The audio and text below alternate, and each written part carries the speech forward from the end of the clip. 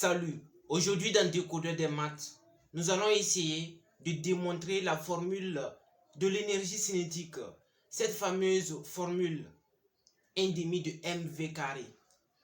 Donc le but de cette vidéo, c'est d'essayer de démontrer la formule de l'énergie cinétique, voir pourquoi on a v carré et non v, pourquoi ça dépend du carré de la vitesse, pourquoi pas celui qui a écrit cette formule.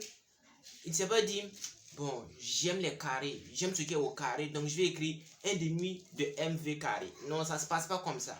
Donc, on va essayer de démontrer ensemble la formule de l'énergie cinétique.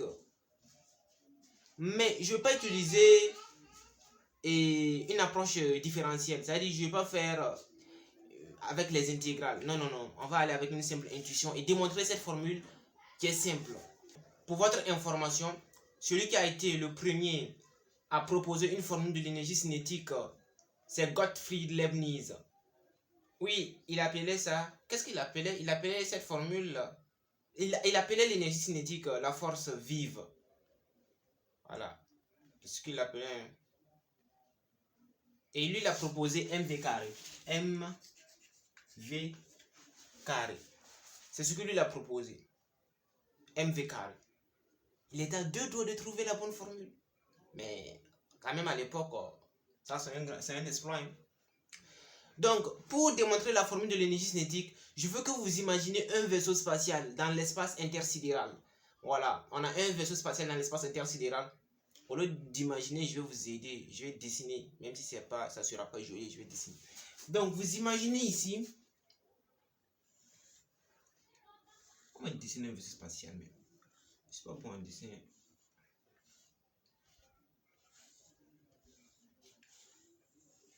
Quand même, vous savez ce que je vais faire. Ici, on a la tueur qui est là. Voilà.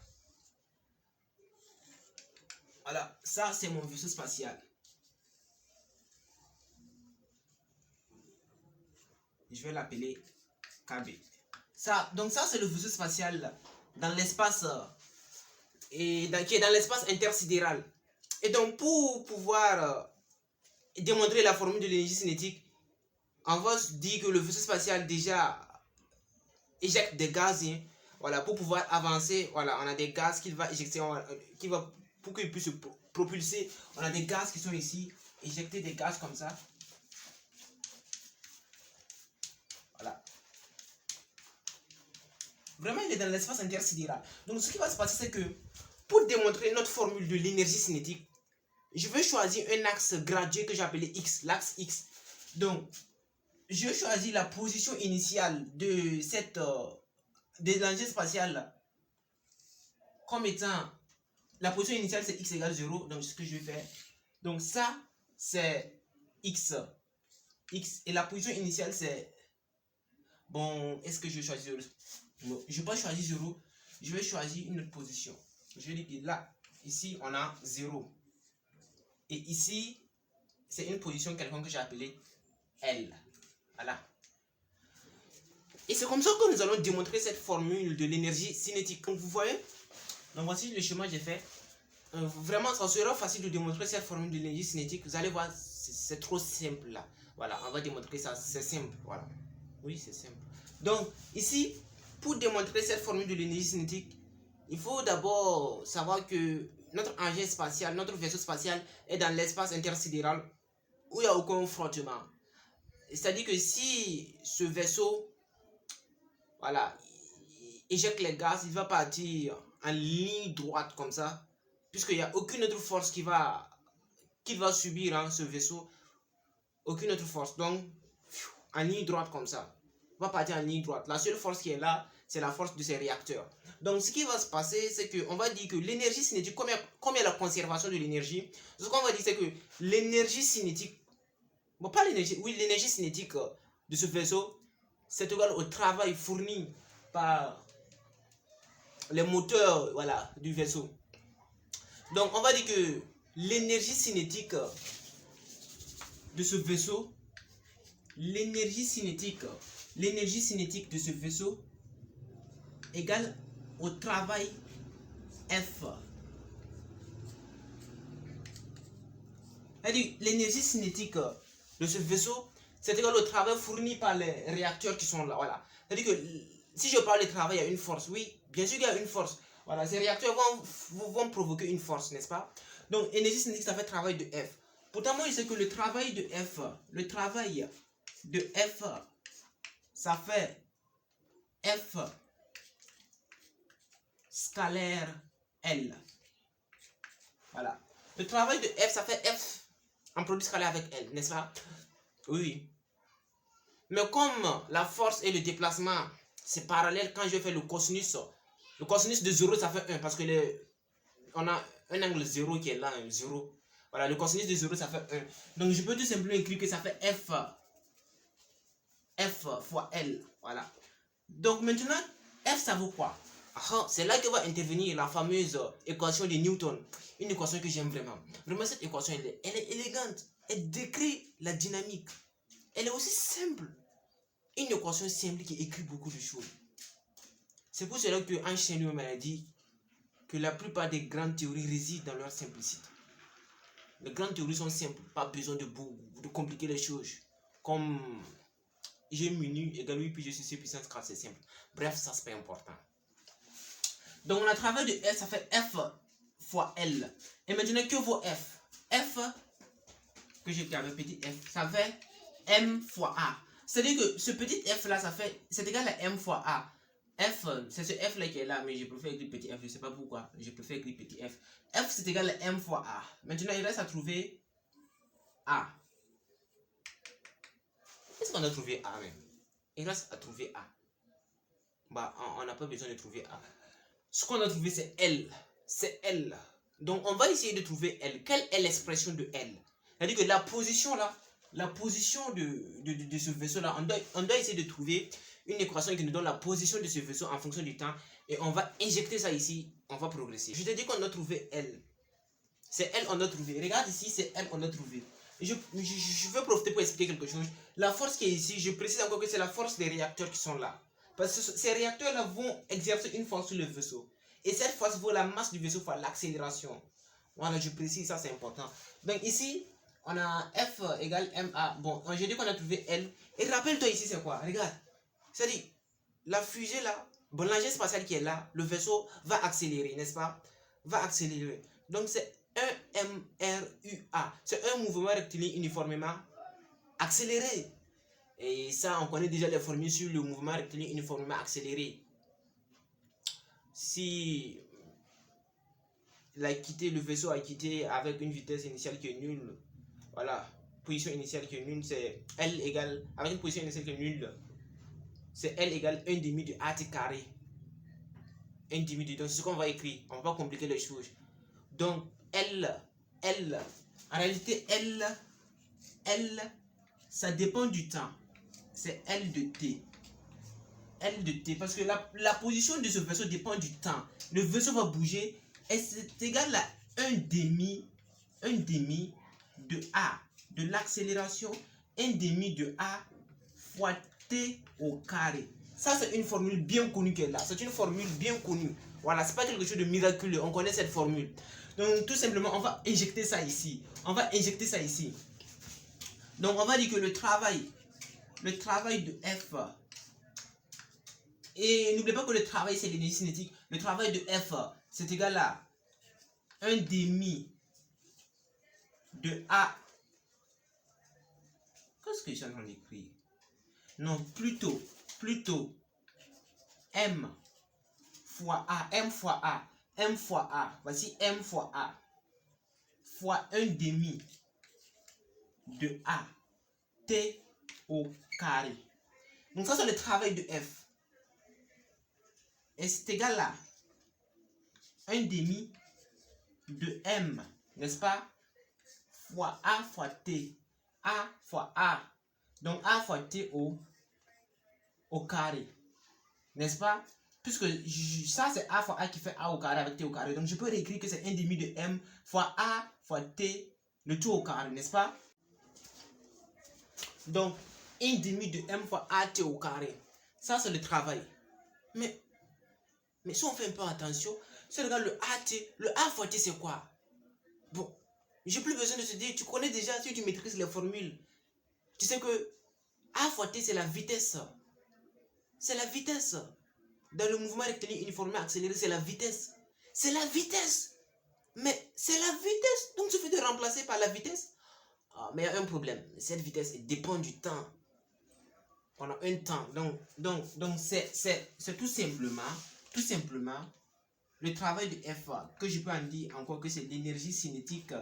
C'est un demi de M fois V carré de T. Mais un demi de M fois V carré de T. Mais on a trouvé la formule de l'énergie cinétique. On a trouvé la formule donnant l'énergie cinétique. Oui, oui. On a trouvé la formule donnant l'énergie cinétique. Donc tu vois ici qu'on a un demi de M fois V carré T. Le problème c'est que nous on veut se débarrasser du temps. Le temps T qui est ici nous embête. Nous on veut une formule belle, élégante, indépendante du temps. On ne veut pas introduire le temps ici. Non, non. Parce qu'on veut que ça soit généralisé. Certes, on peut avoir le cas où ça dépend du temps, mais on va essayer de supprimer le temps. On veut que ça soit généralisé. Mais je ne peux pas en même temps supprimer le temps comme ça sans expliquer quelque chose. Il faut que je précise, crois-moi, je vais supprimer le temps. Donc, on a l'énergie cinétique qui vaut 1 demi de mv carré t. 1 demi de mv carré t. Donc, énergie cinétique, c'est égal à 1 demi de ce vaisseau-là, multiplié par la masse du vaisseau, fois v carré t. N'est-ce pas?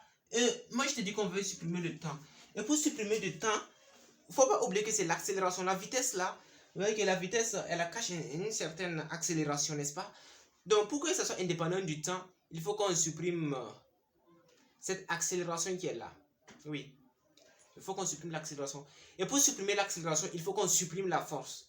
Et pour supprimer la force, il faut qu'on éteigne le moteur du vaisseau, n'est-ce pas? Et donc, je vais éteindre le moteur du vaisseau. Donc, je vais éteindre ça. Bon, je vais éteindre ça. Je peux sortir de haut pour sûrement un bouton là-bas. J'ai appuyé ça, s'éteindre. Donc, on a éteint le moteur du vaisseau. Et là, le vaisseau va continuer en mouvement rectiligne uniforme. Ah bon, en mouvement rectiligne uniforme, qu'est-ce que ça veut dire? Ça veut dire que le vaisseau là va continuer tout droit. Ça, c'est mouvement rectiligne. Uniforme, ça veut dire que le vaisseau là va parcourir la même distance sur un même intervalle de temps. Oui, oui. C'est ce que ça veut dire. Donc ça veut dire tout simplement que le vaisseau fait pas de variation de vitesse. Voilà, c'est la première loi de Newton. Le principe d'inertie. Donc ici, j'ai supprimé. Et là, l'énergie cinétique devient tout simplement simple et 1 demi de mv carré. Ah, et ça, c'est la formule de l'énergie cinétique. On a démontré la formule de l'énergie cinétique et c'était facile. L'énergie cinétique, c'est 1 demi de mv carré. Mais c'est facile. Donc, tu as vu maintenant que le carré, tu as vu que Leibniz était proche. Mv carré, il devait tout simplement mettre le 1 demi. Il devait tout simplement mettre le 1 demi. S'il avait mis le 1 demi, c'est fini. Il a trouvé la formule de l'énergie cinétique. Mais est-ce qu'il avait compris? On ne peut pas mettre 1 demi comme ça. Donc, tu as vu que la formule de l'énergie cinétique, c'est 1 demi de mv carré. Et on va voir l'unité maintenant, c'est quoi? C'est-à-dire, c'est quoi l'énergie cinétique? C'est en quoi? Est-ce que c'est en Newton? Bah, c'est pas une force, ça ne peut pas être en Newton. Donc, pour trouver ça, on dit que l'énergie cinétique, et on a l'énergie cinétique, c'est mv carré. Donc, c'est la masse, ce sont des kilogrammes multipliés par des mètres au carré sur des secondes au carré. Donc, en parlant d'unité, tu vois qu'on a des kilogrammes fois des mètres carrés sur des secondes au carré qui vaut des kilogrammes fois des mètres sur des secondes au carré fois des mètres. Et ça, c'est une masse, ça, c'est une accélération. Donc, ça, c'est une force et ça, c'est une distance. Donc, c'est un travail, c'est une énergie, c'est en joule. Donc, l'unité de l'énergie cinétique, c'est en joule. L'énergie cinétique est toujours en joule. Oui, oui, c'est en joule. Presque quoi, tu joules. C'est le nom de quelqu'un, c'est un joule, quoi. Le nom de Joule qui a donné sa première loi. La première loi de Joule, au niveau de la thermodynamique. Qui dit que quoi? Quelle est la première loi? Qui dit que si on prend un gaz parfait, bon, bref, c'est pas important. Bon, je ne dois pas parler de ça ici, excusez. Donc ici, vous avez vu qu'on a établi la formule de l'énergie cinétique qui vaut 1/2 de la masse, 1/2 de mv carré. Donc le carré de la vitesse ne débarque pas comme ça. Ce sont des calculs mathématiques qui imposent. De la même façon que les calculs mathématiques imposent que la théorie des cordes doit être une théorie à 11 dimensions. Même si c'est bizarre, c'est les mathématiques qui imposent. C'est bizarre. De cette même façon, la formule de l'énergie cinétique impose que ça doit dépendre du carré de la vitesse. Pour que l'énergie cinétique soit importante, pour que si un caillou arrive ici, ça fasse mal, quoi. Voilà. Pour que ça fasse un peu mal. Donc, tu vois, l'énergie cinétique, c'est 1/2 de mv carré. Mais ce 1/2 de mv carré, vous savez que c'est bizarre, hein? Parce que ça dépend du référentiel. Ça veut dire que si toi, par exemple, tu es dans un train, toujours un train, il faut que je change de mot. Toujours un train, j'utilise toujours un train, ça c'est pas bon. Tant pis. Si toi, par exemple, tu es dans un train, encore un train. Si toi, par exemple, tu es dans un train, et que si tu es dans un train, et tu es dans un train, et tu tiens, je sais pas moi, un ballon comme ça, tu tiens un ballon, tu tiens le ballon.